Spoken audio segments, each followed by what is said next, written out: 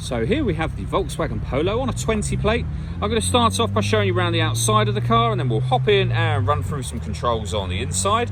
But from the outside, you can see it's a 5-door car with alloy wheels.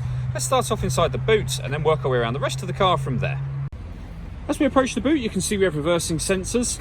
Plenty of boot space as well, along with that 60/40 split folding rear seat, should you wish to increase this space even further. And then underneath this tray section, a full-size spare wheel. Okay, so we're just going to work our way back round to the front of the car, and then we'll hop in and run through some controls on the inside. But now that we've done a full circle of it, you can see it's in excellent condition the whole way round. Just briefly before we climb in, I think it's well worth seeing the interior from this exterior point of view. There's plenty to run through on the dashboard, so let's hop in and we'll do that right now. Okay, now that we're inside the car, we're going to start with the dials. On the left-hand side, we have the Rev Counter, and on the right-hand side, the speedometer and fuel gauge. In the middle, you can see the total miles for the car. They are 3,165. Above that, we have a digital readout for the speedometer. You can change the information that's displayed there for various bits of trip computer and fuel economy information. We're on the driving data menu at the moment. There are other menus available to you should you want to access those. So you've got assist systems, audio, your telephone, vehicle status, and then back round to where we started a moment ago. If we back out to the steering wheel, the buttons I was using are here.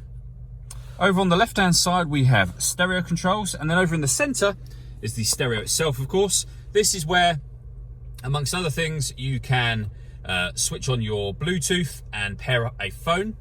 You can access your music from here, and you'll see this car's got DAB, FM, and AM radio. If you want to listen to your own music, you can do.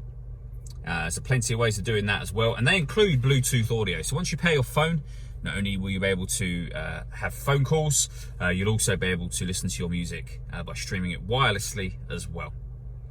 Working our way down from there, we have the air conditioning, so you can determine the temperature, the fan speed, and the direction of the air. This button turns the air conditioning off or back on again. You can recirculate the air that's in the car. That's a great way of heating it up or cooling it down quickly depending on the temperature you set here. And you can turn that off just as easily as you turn it on, and with a rear heated screen just there. Under that, we have 2 USB inputs for your music, a 5-speed manual gearbox. You can turn the parking sensors off from here, and this button turns off the stop and start. This car is designed to cut out when it's stationary in traffic to save you fuel. I've just turned that system off.